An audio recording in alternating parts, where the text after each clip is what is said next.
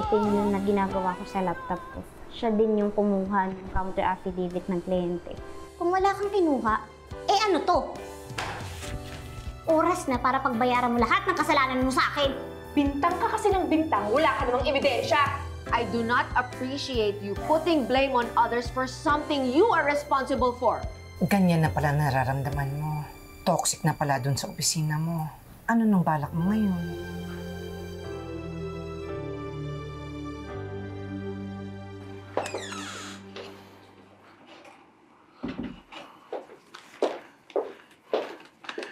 I came as soon as I received your text. Sinabi ko na lang kay Patricia na dinalhan kita ng supplements para hindi na siya magduda kung bakit ako nagpunta dito. What's the problem? May nangyari ba?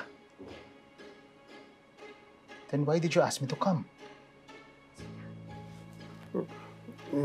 May naisip akong paraan para paano pupuntahan nila.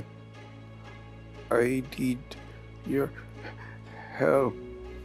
How can I help you? Oh, wait, check up ako bukas, hospital. We must find a way to distract Patricia para iwan niya ako. Tapos, itatakas mo ako. It's a very risky plan. I know it's risky, but it's a risk I'm willing to take. What's going on here? May naririnig ako nag-uusap. Ramir, magaling ka na ba? Ikaw ba yung narinig ko?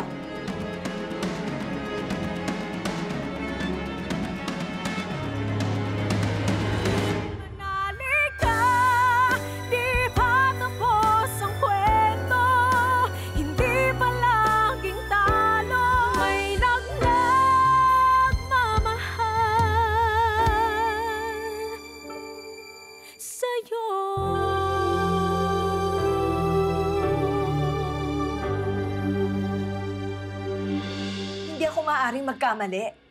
Narinig ko sa hallway na merong nag-uusap dito. Ramir, ikaw ba yon? Answer me! Ako yung narinig mo, Patricia, sa phone. I was talking to my assistant.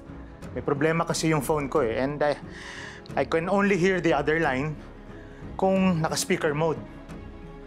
Ikaw lang ba talaga, Ivan, yung narinig ko kanina? Oo naman.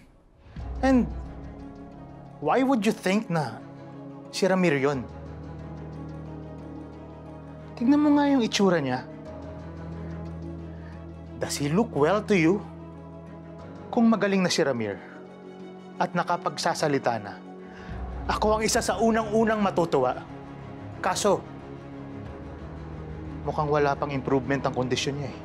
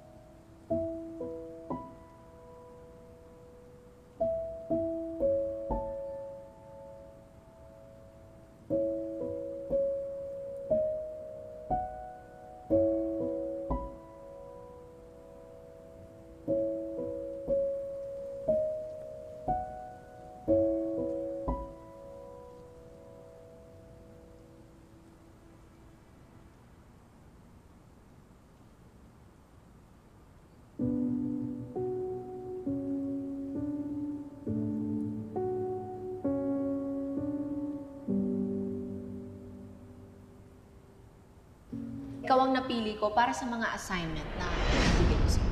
First of all, I want you to write a legal opinion para sa ating client na gusto makipag-merge sa isa pang company. I would also like you to draft a case strategy opinion on the strengths and weaknesses of the Agoncillo Cement dispute. Pagkatapos, i-prepare mo na rin ito, ha? Yung finance and investment contracts ng Pinoy Crypto Ventures. I want all of these presented sa board tomorrow morning. Pinakailan mo ba yung laptop ko? What the hell are you talking about? Huwag ka nang mag-deny. Nawala lahat ng pinagtrabahuan ko. Ikaw lang naman pwedeng gumawa nun eh. Dahan-dahan ka sa pagbibintang mo, attorney. Wala akong kinalaman dyan. Itong bagay sa'yo! Ano ba bagay? Tumigil na nga kayo! Tama na lang, Trixie! This is far from over. Ready ako sa rematch. Kahit kailan, kahit saan, at kahit anong oras. Attorney. Attorney Matias, parang hindi po ito counter affidavit. Pakicheck po.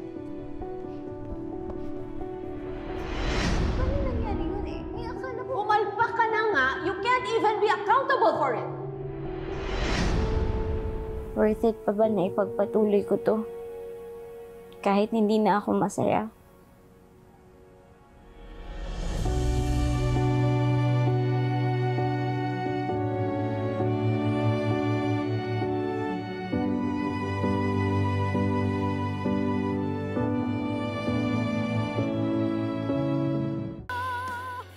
Now, for the last thing on our agenda is whether or not and how to sanction Attorney Lilet Matias for failing to submit the counter affidavit for our esteemed client, the Philippine Mega Model Agency. We have to decide on this because it's very important. Remember, in our first general meeting, I assigned 3 associates for certain tasks, and only Attorney Lilet Matias failed. So, do we sanction her? And if so, what should we give her as a consequence for having failed to submit something very important for our client? We have to, of course, take care of the reputation of our client. Attorney Mer, according sa report na to, nakapag-file ng motion for extension si Attorney Matias at si Attorney Ignacio. At ang latest update, in-approve ng city prosecutor na bigyan sila ng 10-day extension in the interest of justice. So bakit kailangan pa natin parusahan si Attorney Lilet? Eh, nasolusyon na naman ang problema. You are right, Attorney Constantino. The situation has been rectified. But we still cannot deny the fact that something was not submitted.